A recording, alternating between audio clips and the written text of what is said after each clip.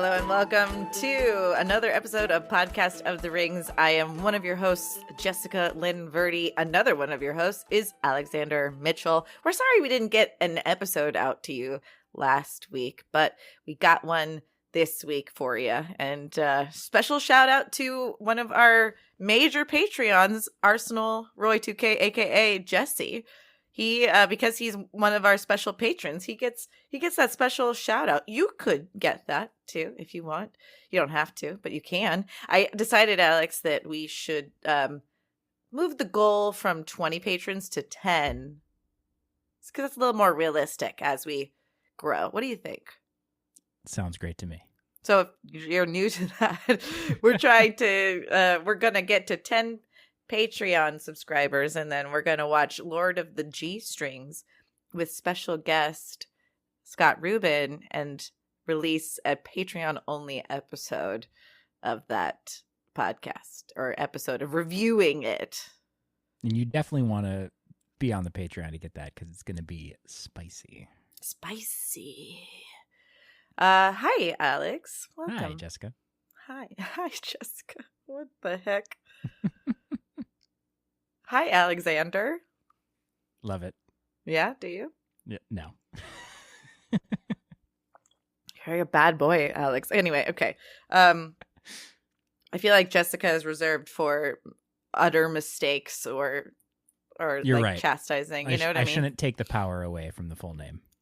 Jessica really does. That's Names why I have said power. You're bad, Alexander. It's because you've done a bad thing. You know, it's not.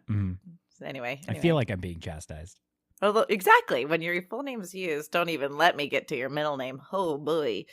Although I did have to choose Jessica Lynn because there was already a Jessica Verdi in SAG. So that's why I chose to go by my middle name as well. Or, Jessica Lynn Verdi. I was thinking last night maybe Lynn Verdi might be cool, but it's too late. I don't think you're a Lynn. Yeah, I don't think so either. It doesn't feel right. Oh, whatever. But, I mean, we could start having multiple names that we're called by. It's very Tolkienian. That's the Tolkien way. 5 names, all in different languages, all for different purposes, all with different meanings. Oh, I love that. It's a good tie-in because, boy, we didn't know if we were going to get to anything about Lord of the Rings the way I was preambling. So, yeah, speaking of multiple names, why are we talking today? Well, today we are going to be covering the Mirror of Galadriel, one of my favorite characters in The Lord of the Rings. And special thanks to another one of our patrons, Graham, for suggesting this and some more topics. This one seemed like a good one to do this week. So thanks, Graham. Appreciate that. Thanks, Graham. Yeah, we always want to know what you guys want. And as a patron, you'll get special access to tell us. We'll actually listen to you. Yeah. We have every message blocked out. Yeah, exactly. In the Tolkienian world. So, tell me, here's what I know about the Galadriel mirror. Mm-hmm. Is very little.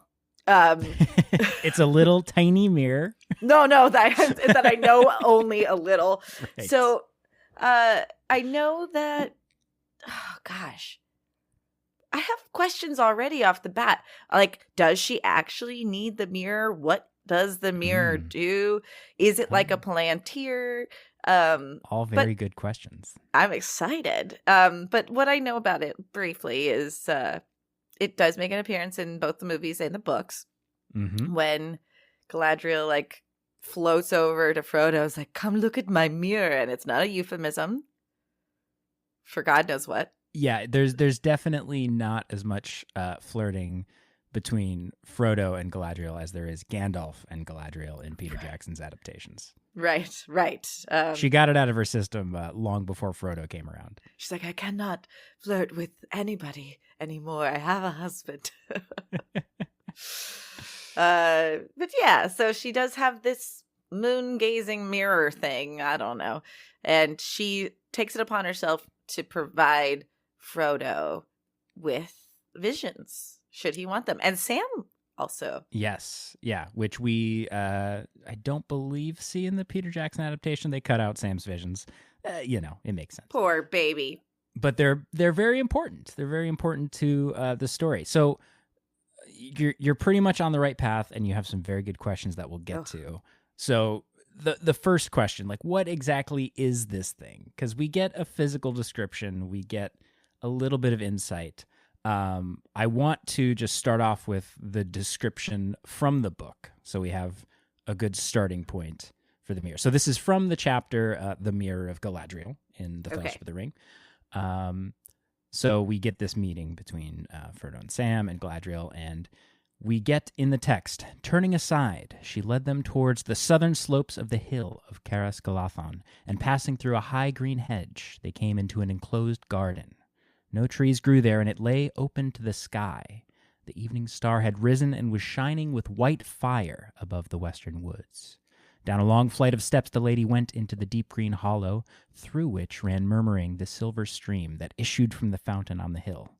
At the bottom, upon a low pedestal, carved like a branching tree, stood a basin of silver, wide and shallow, and beside it stood a silver ewer.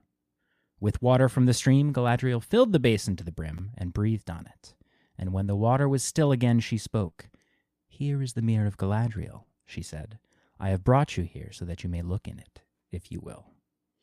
So we get a lot, like That's right off the bat. Lot. Obviously, this is in Lothlorien, right? Right. So if anyone listening doesn't know, Lothlorien is the elven kingdom that Galadriel rules over with her husband, Celeborn, the most milquetoast of all elves. It's just, yeah, he gets a lot of hate, but it's deserved, I think. Is it? I don't know. He's just so boring. Galadriel can do so much better. Yeah. Well, okay. I see where this is coming from. You're just jealous. Maybe a little bit. I think so. Everyone in comparison to me will call you milquetoast, and you're not. And that's fair. You're not. But people will go, look at Jessica. She's forced to be reckoned with. And then, there's Alex. There's always those couples you look at and you go, how did that happen? Well, not us. You don't want to look at us and go, this is impossible. But you can definitely tell one of us is more outgoing than the other. Yes. But yeah, I guess maybe that is another episode to actually talk about, like, how did Celeborn even bag that? Like, or is yeah. We got to talk about that another time. We will definitely do a deep dive into Celeborn. Actually, I don't think I need to hear you talk about your other love of the life. Yeah, this is the last episode focusing on Galadriel, is what you're saying? Yes. So we get this description of where the mirror is. It's this nice sort of green hollow. There's a stream, and the water from this stream plays an important part, because the mirror is not it is a physical mirror, but it is the water itself that forms the mirror in this basin.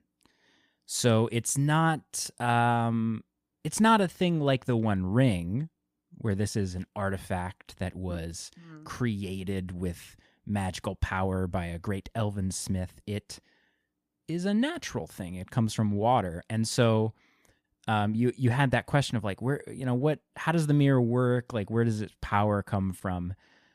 The important part in this passage that I think sort of reveals some of that is, right.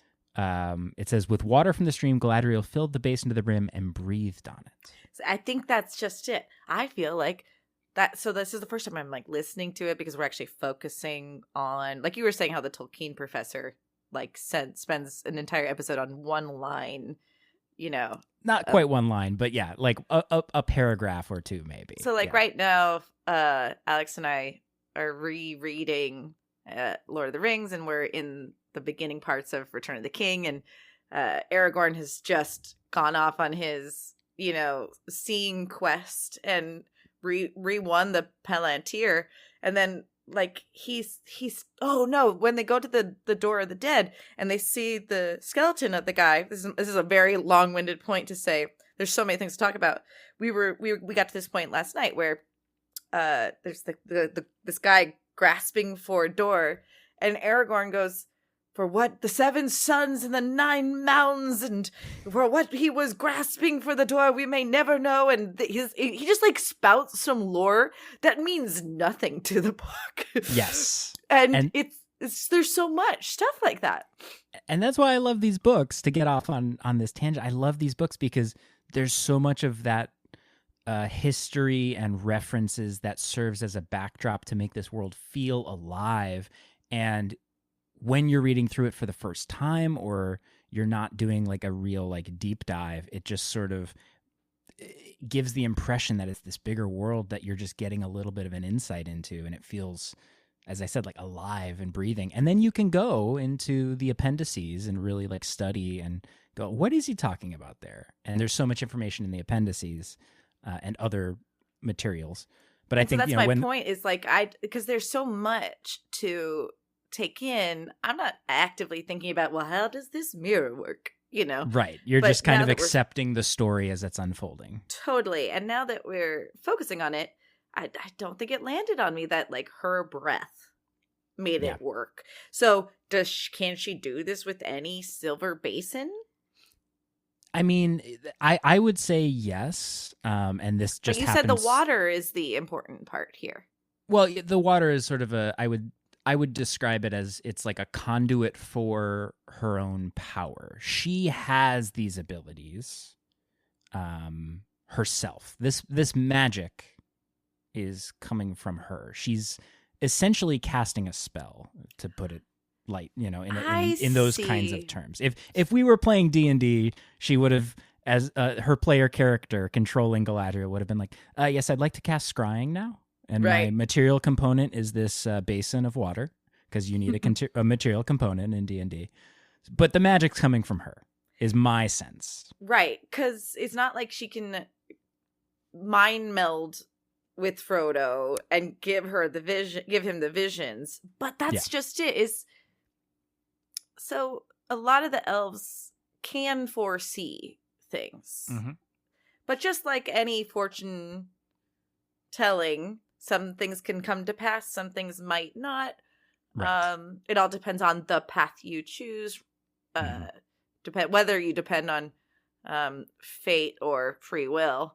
That's a whole nother conversation for another day. And you just jumped right to the next kind of point I had, is like, what exactly are the powers of the mirror, right? And so we get right after the passage I just read. She says, "Many things I can command the mirror to reveal," she answered, "and to some I can show what they desire to see. But the mirror will also show things unbidden, and those are often stranger and more profitable than things which we wish to behold. What you will see if you leave the mirror free to work, I cannot tell, for it shows things that were, and things that are, and things that yet may be. But which it is that he sees, even the wisest, cannot always tell." So she can't just be like, all right, let me look into the future. Cool, it's the future. Let me give you a vision of the past. Cool. You don't know. You just get raw information. You get visions, and you don't know what you're seeing. Is it the past, the present, the future? Will this future even happen? Yeah. So it's risky. It's dangerous. It's not something to be used lightly. Well, like it bites Sam in the butt when he goes, I saw this. He was gonna die, and this is what I saw. And so he leaves Frodo's body because this is the moment coming to fruition that he saw in the mirror. But that doesn't necessarily mean Frodo was dead. He just thought that that's what that meant. Well, even in the moment, and we'll get to, I want to deep dive into their vision specifically. But yeah, I think even when Sam sees what he sees, which his vision is more straightforward, I think, than Frodo's, he doesn't necessarily know what he's seeing. He doesn't know Frodo's dead necessarily. Obviously, he comes to think that later, but yeah, it's dangerous. You don't know. You don't know exactly, and you might interpret it the wrong way. You might try and take actions to stop the bad future, or what you thought was a bad future, from happening, and that's what leads it to happen. Sort of the Oedipal kind of idea. I'm so glad you said that because I stopped myself from another tangent about that. Everyone knows about Oedipus. Yeah. The fortune that he tried so hard to stop and ended up causing exactly what he was told. So that Tolkien definitely is playing upon those ideas from other mythologies here. And I think, sort of emphasizing it's in these characters' hands, right?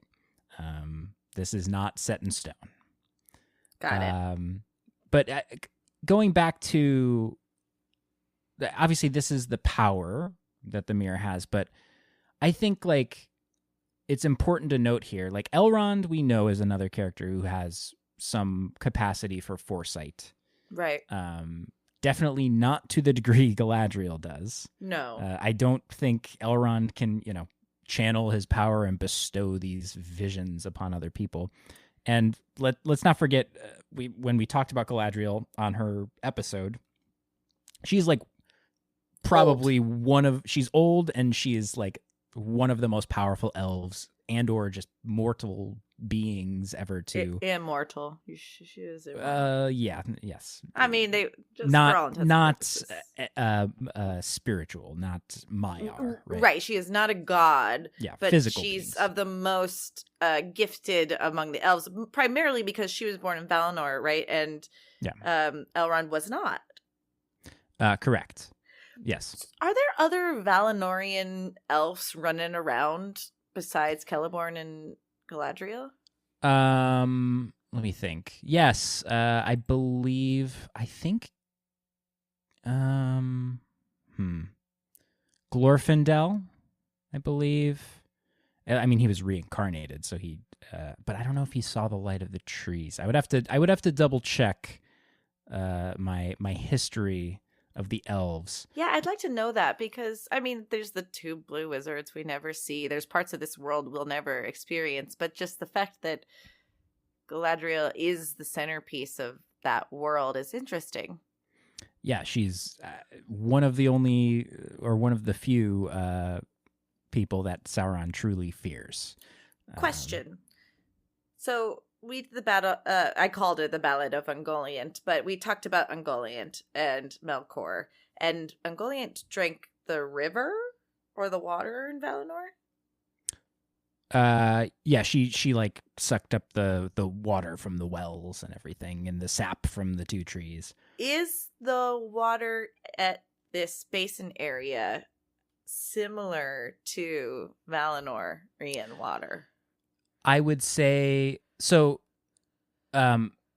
For some context, I believe so. Lothlorien is essentially there is like Valinor on Earth. Yeah, and there was another forest and place in Valinor called Lorien. So this is kind of, which I think just means like forest or something. I don't know the exact translation, but it's definitely Galadriel trying to take a little piece and recreate her, Valinor and her time there on Middle Earth, and just create a haven and a safe place for the elves. So there's probably just, my feeling would be, just because of the fact that Galadriel is using her ring to shield Lothlorien and preserve it and make it this amazing place, there's just residual magic everywhere in Lothlorien. So I guess there's probably a little bit of magic in the water, but not certainly to the extent that there would be. Entwash water. No. I don't think it has any extraordinary magical abilities. I'd like to spend an episode trying to figure out what Entwash is and where it comes from. So many interesting theories, I'm sure, to be had there. Another episode for another day. Yeah.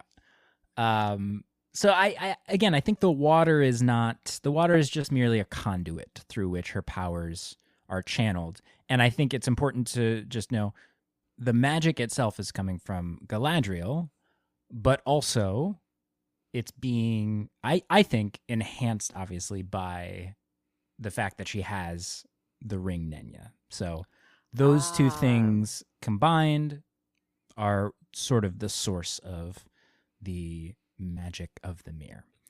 And Do the we other, know her to have magic before Nenya? I think it's just sort of like elves have magic to Okay. greater or lesser degrees, and because she is a Calaquendi, one of these elves who saw the light, she's even more powerful. So she's going to have more powerful abilities than elves who are born after that or just born in Middle Earth. And one last thing before we dive into more of the text and sort of looking at the visions that are received as part of looking into the mirror by both Sam and Frodo, is the connection to the file of Galadriel. Because the mirror is used in its creation. So for those who don't know, the file of Galadriel is the gift that is given to Frodo by Galadriel. Probably the coolest, best gift. Basically, she uses the Mirror of Galadriel, the water in this basin, to capture some of the light of the star of Eärendil. And then she takes that water with the light captured in it and puts it in this file. So she's essentially gifting Frodo with some of the light from the Star of Eärendil, which by proxy is the light of a Silmaril, which comes in very much in handy along their journeys. Frodo uses it when they encounter Shelob and uses the file to fend her off and to help light their way in Shelob's lair. And then Sam will later use it to defeat Shelob and blind her. And they also use it at Cirith Ungol to sort of overcome the two Watchers there, which are these mysterious spirits inhabiting these like carven figures. And then Sam uses it and it fails finally at the Cracks of Doom. He tries to use it to give some light, and it's just like, no, you're too deep in enemy territory. It's not going to work here. You're like at the heart of Sauron's base. You should just drink it at that point. Yeah, I wonder what would happen. Yeah. I wonder what would happen there. I feel like that was a missed opportunity. Yeah. And the other cool thing that I think relates to the Fire of Galadriel, one of my favorite passages is, and we recently read through this, Jess, when they're on the stairs at Cirith Ungol, and they're having this sort of lighthearted moment where they're talking about, I wonder what tales they'll tell of Frodo and Samwise the Brave. Sam recounts the tale of Beren stealing the Silmaril from the Iron Crown of Morgoth. And he's like, oh, we're in that same story. We have, remember what Galadriel gave you? Like, we have one of the, we have the light of one of those Silmarils. That tale is still going on. Wow, so we get that cool connection moment, bringing it full circle. All roads lead to your door. Exactly. Careful stepping out your door. But yeah, we get this cool connection, and it's all because Galadriel, using the mirror, is able to capture that light and give it to Frodo. Okay. Are you ready to do some deep diving? I thought we were deep diving, but yeah, let's go. I mean, so I want to dissect these visions. Got it. Because there's so much meat on these bones.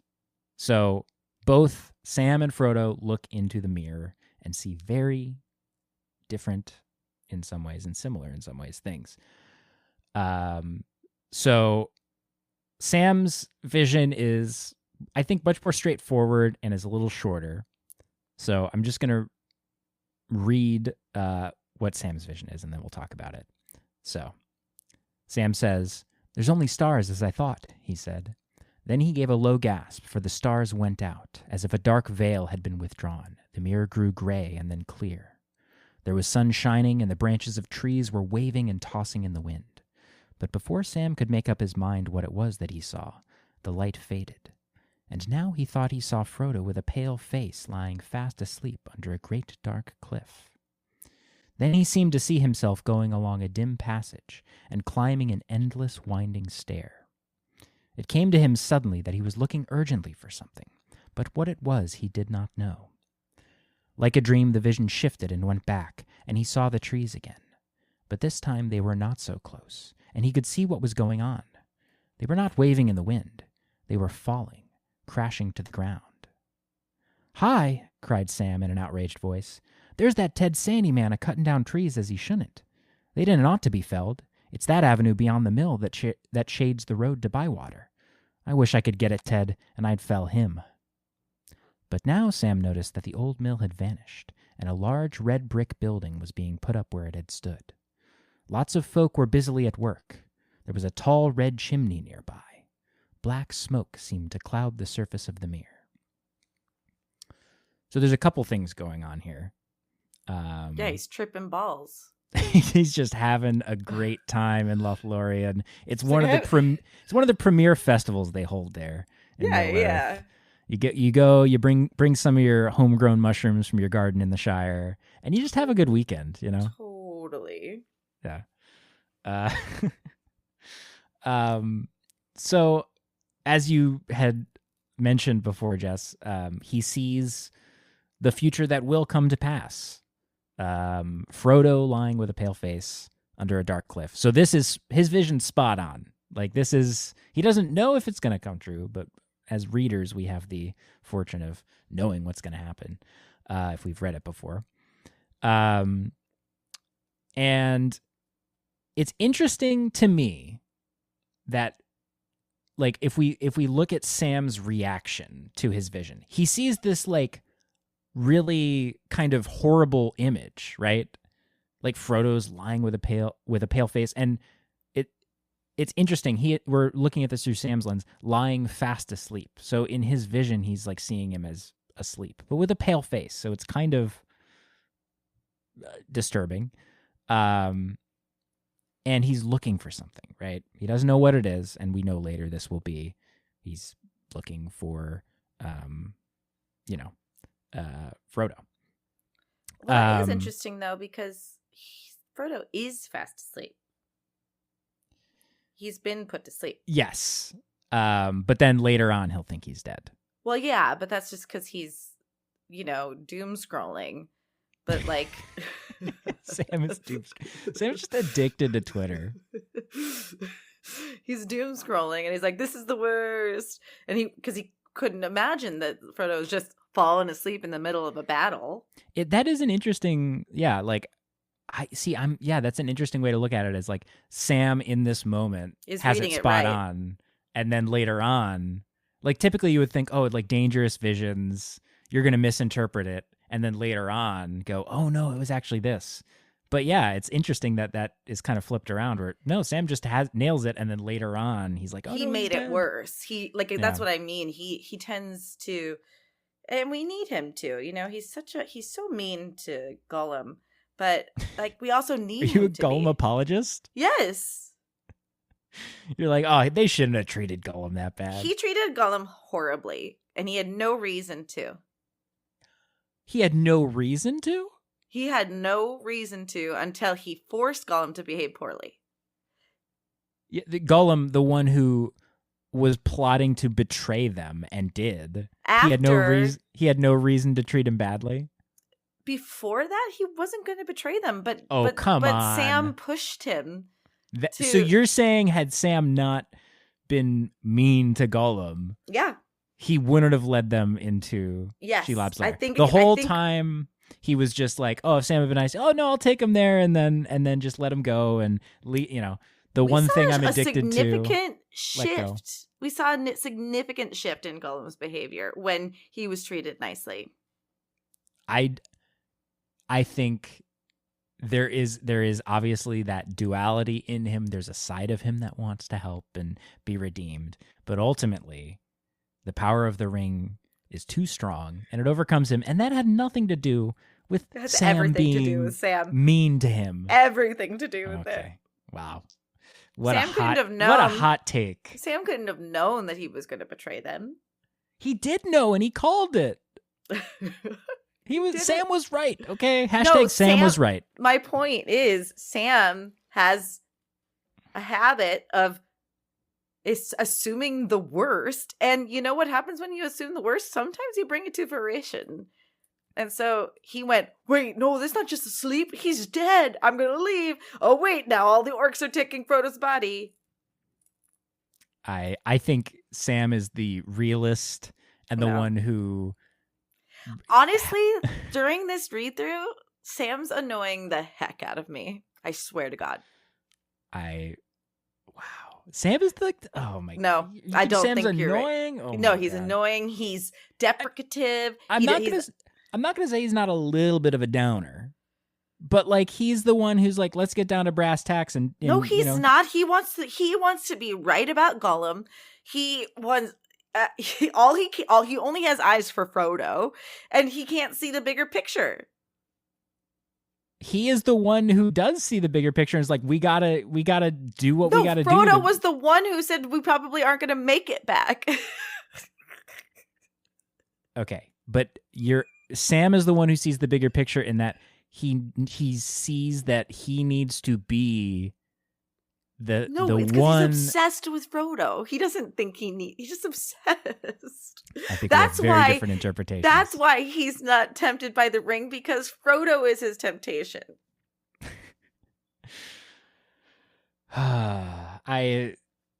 This is blazing hot takes on Sam. I can't believe we're having this conversation. You think Sam's annoying? You think he's just pining after Frodo? He is. He's absolutely out of his mind. He cannot see the forest for the trees. Okay. Well, I all he wants to do is cook food for Frodo. Here's what I will say. I think you are right in that the one thing he cares about, I don't think it's Frodo.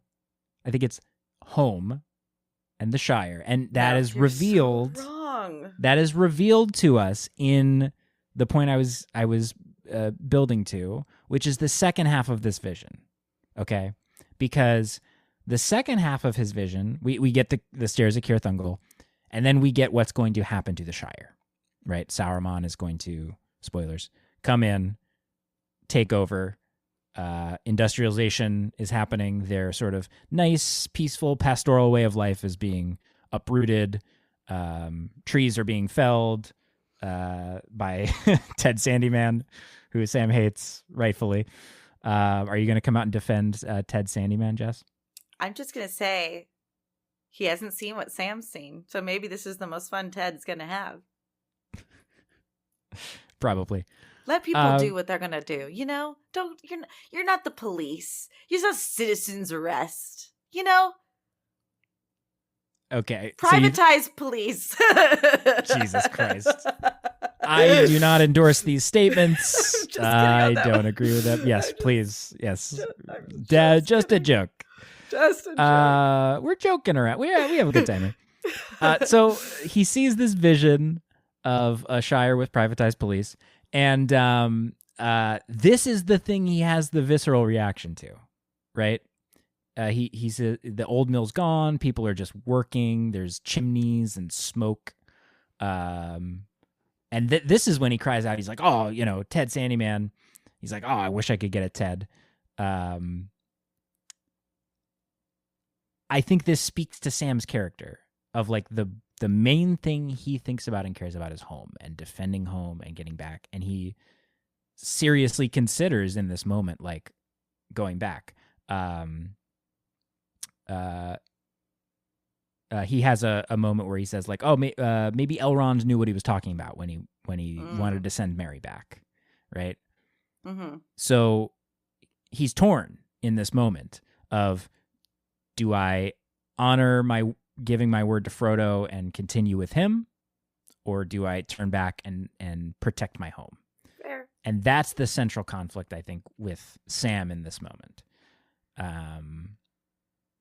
But then Galadriel steps in when he says this, and she's like, hey, remember, like, this might not happen. Like, which would then again suggest that he's not a wise person. Sam isn't? Yeah. Why do you say that? Because she says for those to decide what is real and what isn't, even the wisest may, just saying he's Oh, not so wise. because he only sees accurate things, it's like a barometer of how wise he is. Oh, the wise are the ones who get misguided, but the non-wise are the ones who they see everything as it is. I actually didn't mean it that way, but I like when she's like, you don't know if that's the reality. He's just going on impulse. He's like, that's what's going to happen. So I'm saying he's not wise because he's just like, all right, I'm upset. I'm going. Well, I think he is wise because ultimately he obviously chooses to go with Frodo. He goes, all right, I'll take your warning, Galadriel. I'm still concerned, but he says, I'll go home by the long road or not at all. So he's like, still, I'm going to get home, but I'll go with Frodo. I'll take the long way. And then I love the sort of one of the last remarks he has, where he says if he gets home and the vision turns out to be true, he's like, somebody's going to get it hot. Which I just love that turn of phrase. Or someone's going to catch it hot. Sorry. Somebody's going to catch it hot. It's so good. He does have great turns of phrases. For as much as I hate him, he does have good. the old gafferisms that he has. Yeah. He's like, not even his own person. Ugh. This Sam hate cannot stand. I can't believe it. It's like the best character. Okay, moving on. He's not. We'll have to have a show where we debate if Sam is good. The great Sam pros debate. And cons. Yeah. Okay, so that is Sam's vision, and then he sort of passes his test that is given to him by the mirror. I feel like the mirror almost is kind of this. There's a lot of tests and testing of wills happening in this scene. Now we come to Frodo's vision, which is much more cryptic, I would say, much longer, and of different scope. So there's a lot here, so I'm going to break it down kind of piece by piece. So we get the beginning of Frodo's vision. I will look, said Frodo, and he climbed on the pedestal and bent over the dark water. At once the mirror cleared, and he saw a twilit land. Mountains loomed dark in the distance against a pale sky. A long gray road wound back out of sight. Far away, a figure came slowly down the road, faint and small at first, but growing larger and clearer as it approached. Suddenly, Frodo realized that it reminded him of Gandalf. He almost called aloud the wizard's name, and then he saw that the figure was clothed not in gray, but in a white that shone faintly in the dusk. And in its hand there was a white staff. The head was so bowed that he could see no face, and presently the figure turned aside round a bend in the road, and went out of the mirror's view. Doubt came into Frodo's mind. Was this a vision of Gandalf on one of his many lonely journeys long ago, or was it Saruman? So there's a couple of interesting things here. I think going back to that idea of like, oh, it's like in D&D, you cast a scrying spell. I love this idea of like going out, the figure stepping out of the vision of the mirror, like it's actually like a camera or something placed in a possible future or past or present, and people can go in and out of like your view. It's not just like a total mind seeing everything type idea. I think that's a cool little twist. And then, so he's seeing this figure that could be Gandalf, could be Saruman, we don't know. And obviously this is like a bit of good foreshadowing. If it's your first time reading this book, you're just like, oh, Gandalf's dead. Oh, that sucks. So it's a nice little bit of foreshadowing for the future of Gandalf returning, being reincarnated as Gandalf the White. But what I think is interesting, I mean, we don't know, right? There's no definitive answer. Did he see Gandalf or did he see Saruman? Was this Saruman? Right. I believe it's probably Gandalf. It's a more likely thing. Tolkien's kind of playing with this idea of the sort of duality of them. Even when they're encountered later, they think it might be Saruman. When the three hunters, Aragorn, Legolas, and Gimli. But the other thing I like here in this passage is that he asks himself, was this a vision of Gandalf on one of his many lonely journeys long ago? Mm-hmm. Because he can't reconcile that being the future. Exactly. So it's playing with this, again, like playing with the idea of past, present, future, right? He's Obviously, he's logicking the vision. Yeah. But, and obviously we know it's the future. As the rereader, yeah. Or potentially present. It could be Gandalf making his way. But I think he's clothed in white at Lothlorien when he gets there. I don't know the Does timeline. He get to Lothlorien? Yeah. Yeah. So I think that's where he gets his raiment. But so it's probably a future vision of him. But yeah, this idea of him misinterpreting this as like, oh, I'm seeing like Gandalf way in the past. I guess his robes just like got dirty. This was hundreds of years ago, and his robes used to be white, and now they're gray because he just got dirty. I just like that image in Frodo's mind of rationalizing it, and just again playing with mixing past and present and future is a cool moment. All right, and then we continue. The vision now changed. Brief and small, but very vivid, he caught a glimpse of Bilbo walking restlessly about his room. The table was littered with disordered papers. Rain was beating on the windows. So this could be like most likely present, I would say, if we're going to have to categorize it past, present, future.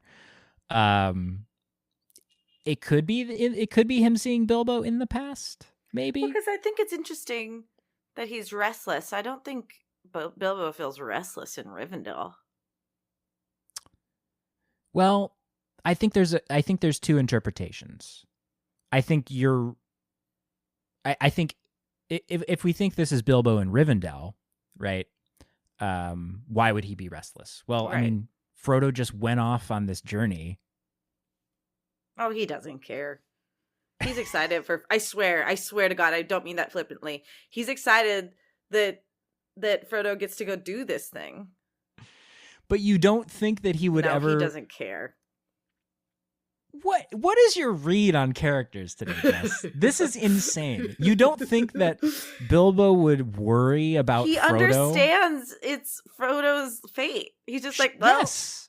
But you don't think that in his heart he would be like, man, I hope Frodo's doing okay, and might have like an afternoon where he's like, oh man, I want like, what if it's worried. Not about Frodo? What if it's like, oh, I miss the ring so much. He's just like going through withdrawal. Yeah. You know what? That is one possible interpretation. I don't think it's. I think actually it could have to do with the ring, but in the sense that he burdened Frodo with it. Yeah. Like, but I think overall, I think Bilbo would understand the greater import of this deed being done. That whether or not, if Frodo doesn't succeed in casting the ring, everyone's dead anyway. Sure. I think everyone understands that. Like, I agree. I don't think that doesn't mean he wouldn't be anxious. That's not healthy for a person. Sure. I'd like to see him put his anxiety to better use. You know, I'm sure they have great therapists in Rivendell. They have free mental health care, free physical health care. Even though elves don't really need health care, they offer it to mortal beings. I doubt there's rain in Rivendell, so this is not Rivendell. That is an interesting question. Does it rain in Rivendell? It's in a valley. There probably rains. I have a feeling there's like a bubble because it's also hidden. And it's like it could be in a similar Lothlorien bubble. Well, Elrond definitely is able to shield it somewhat, but I don't think it's the same kind of Who's thing to say as it doesn't Lothlorien. rain? Yeah, but if we go down that path, then this would be not in Rivendell. It could be him back in Bag End, potentially. Right. We just get the description of he's walking restlessly about his room. It doesn't say his room in Rivendell. It doesn't say his room in Bag End. So it could be him seeing in the past. Right. But I think I'm totally playing devil's advocate here. It's totally right now. Yeah, I think it's more likely we're seeing Bilbo in Rivendell. But I mean, there could be an argument to be made. The one thing I would say, like, why would Frodo be shown Bilbo in the past is my question. Like, maybe it's disordered papers, like he's preparing, to leave before, getting his affairs in order. And it's raining in the Shire, and he's like, oh, Well, he's been trying to write for a long time, and even in Rivendell, he has writer's block. So it would make sense that he's like, I can't think here. I must leave. Like he's always toiling over. For sure. But like, why would Frodo be being shown Bilbo in Bag End? It doesn't. I don't know if it fits in with this kind of, the thing he's about to go. He's about to leave Lothlorien to go on his next stage of this journey. So why would the mirror show him this thing? It doesn't seem relevant. The mirror is fickle, just like a woman. Well, it's a woman's magic. Exactly. I said it without saying it. You said it. Wow, I can't believe you thought it. You're just out for me today. What is going on? This is a weird energy this episode. No, it's not. It's great. Okay. I honestly, to be fair, I am exhausted. I am thinking about my upcoming trip, which is exhausting me more. See, you're in the mindset of Frodo when he's looking in the mirror. All right, let's go. Tying it back in. Then there was a pause, and after it many swift scenes followed that Frodo in some way knew to be parts of a great history in which he had become involved. The mist cleared, and he saw a sight which he had never seen before, but knew at once: the sea. Darkness fell. The sea rose and raged in a great storm. Then he saw against the sun, sinking blood-red into a rack of clouds, the black outline of a tall ship with torn sails riding up out of the west. Then a wide river flowing through a populous city. Then a white fortress with 7 towers. And then again a ship with black sails. But now it was morning again, and the water rippled with light, and a banner bearing the emblem of a white tree shone in the sun. A smoke as of fire and battle arose, and again the sun went down in a burning red that faded into a gray mist. And into the mist a small ship passed away, twinkling with lights. It vanished, and Frodo sighed and prepared to draw away. So I'm curious. There's a lot happening there. What's your, just like off the bat, what do you think is happening in this vision based on some of those? This is the first time I'm, again, because we're like sectioning it off. Yeah. I feel like he has a vision of Numenor. I think you're hitting the nail on the head. Well, I think and that's it's 100% helpful because of the Rings of Power. Yes. Because we do see the black sails there once the king has died. There is the tree of whatever there. Yeah, the white tree. I still don't know how they're going to make Elendil the friggin' king. Yeah, we'll You know what I mean? Like, he's not technically an heir. It's just like he's of a noble house. They do mention that. Yeah, that no one recognizes, to the point where the queen has to be like, "Who is that?" Yeah, well, they're loyalists, so I don't know. Whatever. Maybe yeah, that's why. I mean, whatever. So yeah, it evokes Numenor. I mean, obviously, I think the gray misty is Grey Havens, and he's seeing his eventual sailing. Yeah. That I've always got. He's seeing not until after I read it, but like that's not surprising. He goes to Grey Havens. He has no idea that that's what that means right now. Yep. But he's going there. But I think he's seeing the destruction of Numenor, but it's almost like he's seeing it backwards. So he sees the torment of the sea, then he sees white sails, then black sails, and then the banner. It's really interesting. So here's my thought on this is I think I mean, the sea rose and raged in a great storm, and then he sees the black outline of a tall ship with torn sails riding out of the west. I think that's Elendil coming to Middle-earth, fleeing the destruction of Numenor. And then the next thing he sees is a wide river flowing through a populous city and a white fortress with 7 towers. So those are Osgiliath and Minas Tirith. So he's just seeing Gondor. What are the other towers? The 7 towers? Yeah. Those are the towers in Minas Tirith. Ah. Yeah, because it has the different tiers. Mm-hmm. So he's seeing those. So we're getting, okay, this is Gondor. There's no context, so it's not like he's seeing the foundation, but he's seeing these cities. I will say the one clue we get that this is in the past is a wide river flowing through a populous city. So this is not Osgiliath now. This is Right. Osgiliath back at its height, right, when it was the capital still. And then we jump forward. So, and then again, a ship with black sails, but now it was morning again, and water rippled with light, and a banner bearing the emblem of a white tree shone in the sun. And then a smoke as of fire, and battle arose. And again, the sun went down. I think this is him seeing a glimpse of the future of Aragorn taking the fleet of the Corsairs of Umbar, and then going to help Minas Tirith in the Battle of Pelennor Fields. That's my interpretation. Do we ever get to know the color of the sails? I don't know off the top of my head. That's a good question. I don't think we get a description. Sails would infer morning. And then Well, I think I can't remember where this might be in, like, it's in one of the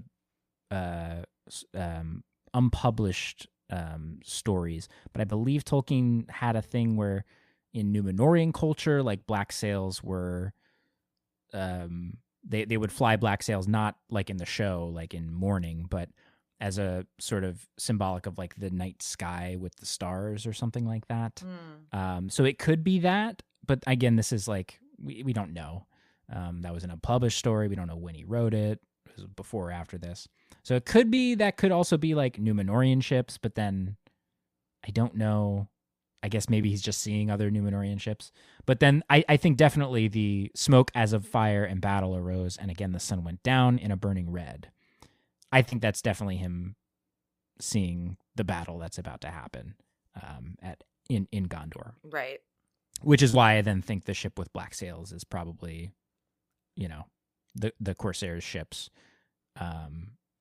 So we see those ships, and then we see the banner that representing. Oh, is it the banner that Arwen makes for Aragorn? Yeah. Sick. So that's why I think, I don't know if that has I think it does have the white tree on it, but I think so, right?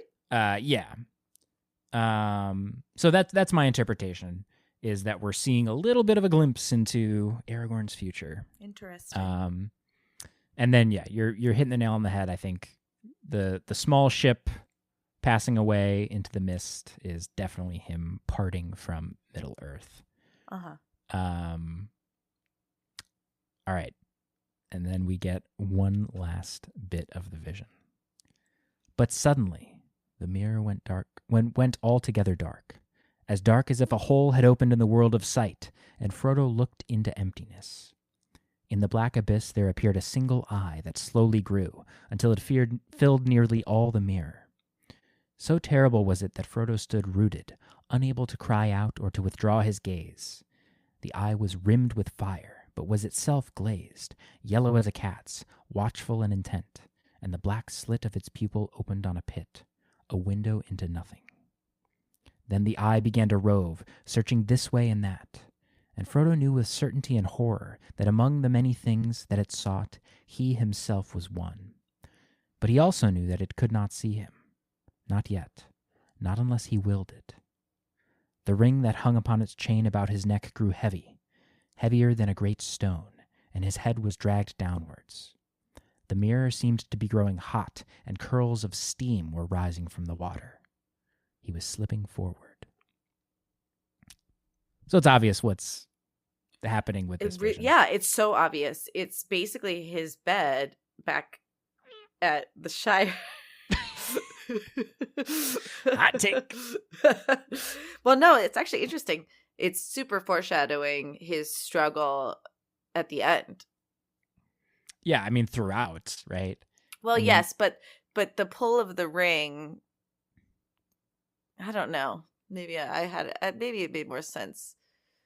But like the steamingness of it made me think of the volcano. But oh, sure, yeah, like smoke, right? Well, it's just getting hot. It's cooking. Yeah, that evil, fiery spirit of Sauron. I mean, yeah, and this is, I mean, I think like the sort of Peter Jacksonian image of the Eye of Sauron comes like directly from this, because I think this most fits with him sort of putting just a literal eye on top of. Well, the eye is descripted Barad-dûr here, so I can understand. Yeah. But it does work so well for the imagery. It just does. It's hard. It's hard to represent in a visual medium the sort of the idea of Sauron and everything. So yeah, it makes sense to do it like that on film. But I think he's definitely taking this vision and going, I'm just going to make it an actual thing, like in the world. Totally. Which it's coming from the text at least. But yeah. So this idea that it can't see him yet, not unless he willed it. Like this idea of temptation of just put, reveal yourself, use the ring. It's fine. That idea of temptation. I think Sam's temptation is just related to wanting to protect his home and his people. And here we get the temptation of Frodo at the end is just use the ring, man. Like, so that's why. So you have chastised me before when I said, so why doesn't Sauron see Sam when he puts on the ring? And you're like, it doesn't work like that. It doesn't. But you're saying if he just says use the ring right now. So it's subtle. It could not see him, right? It says, but he also knew that it could not see him. Not yet, not unless he willed it. What I'm saying is, it's not like when he puts the ring on Sauron as a homing, it's not like, find my eye ring. He just gets a little blip on the map of Middle-earth. But because Sauron has a connection to the ring, if he starts using the ring and trying to, exert his will through it, he can just go like, yo, what's up, Sauron? Like, I'm going to challenge you. Like, and that's kind of Sauron's, what he expects out of the people of Middle-earth. What we just read, the passage with Aragorn kind of having a battle of wills with Sauron, revealing himself in a different way with a different artifact.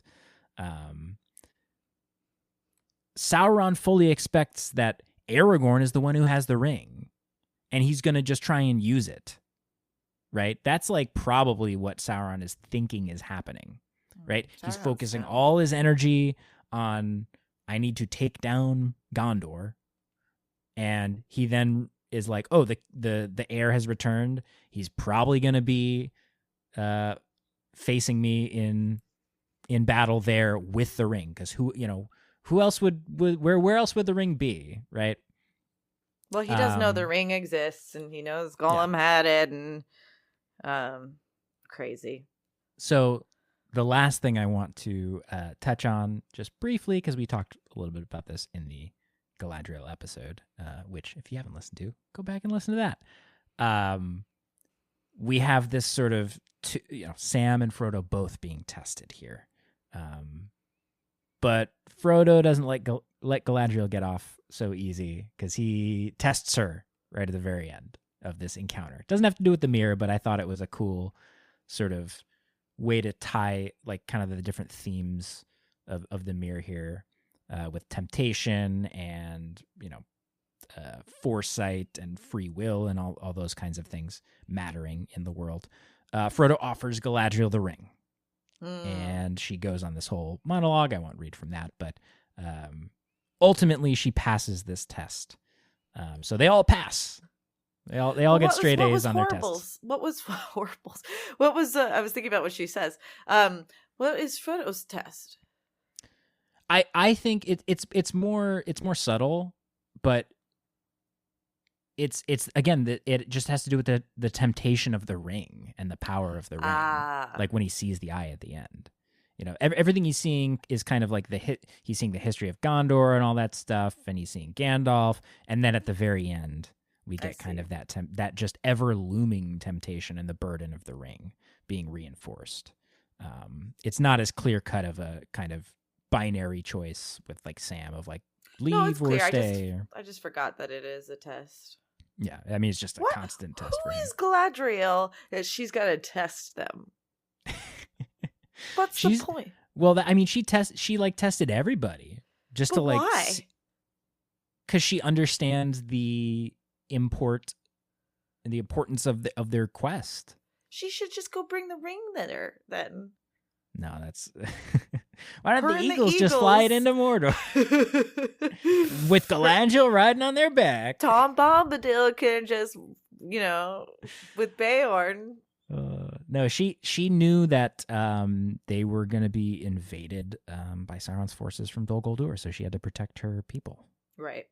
Like she had a role to play in protecting the other parts of the world. And also it is that thing of the whole purpose of the mission, right, that we get in the Council of Elrond chapter, it's secrecy. And so what's not secret? Sauron's like number one enemy waltzing into Mordor. He would notice. I'm not really arguing that point. I'm just saying, like, okay. You asked the question and I'm answering. All right.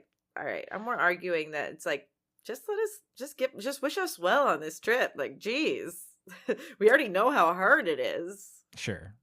I think she's stressing again the importance and just testing their wills and I think they're better off for it. She's like, I had a hard time resisting him when he was Halbrand, so I can only imagine about it. Yeah, it's like when she's like, I know what you've seen. I've seen it too. And he's so sexy. Isn't he weirdly sexy? Yes. Oh my God. Right. So she passes her test too. She resists the temptation of the ring. And yeah, that is the Mirror of Galadriel, a very awesome chapter in the Fellowship of the Ring, in the whole of Lord of the Rings, featuring one of my favorite characters and some cool... We already know that. Okay, and just reiterating.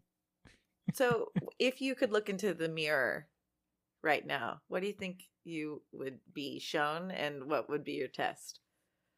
Oh, my test would be not going off on you next episode for your very, very weird Sam takes. I'm going to be seeing the recording of our next episode, and it's me just like, I can't believe you besmirched Sam's name. Which means you probably shouldn't do that, because I'm right. But then what if I try not to do it, and that's what ends up happening? Oh. So this was the beginning of a rift in our relationship, I think. The Sam rift. The Sam. Well, I'm not sorry. What would you see? I'd see long, dark, cold winters. Feet of snow. Yeah, 100%. A figure clad in white. Oh, wait, they're not clad in white. That's just snow caked on their 5 layers of clothing and a scarf. Correct. 100%. And I can't see their face because of the hood over. And it's me. We all know it's me. Yeah, that's my vision, and my test would be whether I should always ever leave my house again or not. Right. Like, the cats are here. Look at this. Just stay here. Well, I do appreciate you going into the deep dive of the shallow mirror with us today. It really is interesting when you dissect it and spend time on it, because even in that moment when we were reading it, it's magical, but there's so much going on. It's so dense. Alex, what are different ways people can get in contact with us? Let us know what they want to us to talk about, etc. You can find us on Twitter, twitter.com/PodOfTheRings. Message us there, follow us, go do all the social media things. If you want to support the show, you can go to www.patreon.com/PodOfTheRings. We're trying to hit that patron goal where we'll watch Lord of the G-Strings. So if you want to make that happen and support the show at the same time, and maybe even suggest some episode topics and get your topic covered on the episode, like Graham did. Again, thank you, Graham. If you want to see some dank Lord of the Rings memes, you can go to Instagram at POTRpod. Is that correct? That's right. All right. And you can email us, podcastthetherings@gmail.com, or just go to podcastthetherings.com for all that information in one place. Wow. At any given night, my boyfriend Alex is Twitch streaming. You go check him out at twitch.tv/Solkatu. You can join my Discord, and we talk about Podcast of the Rings there also, or just share funny Lord of the Rings memes that I'll then share on our Instagram and take credit for. And I think that's it for now. And then till our roads meet again. Maybe next time. Maybe next time we did it. I love you.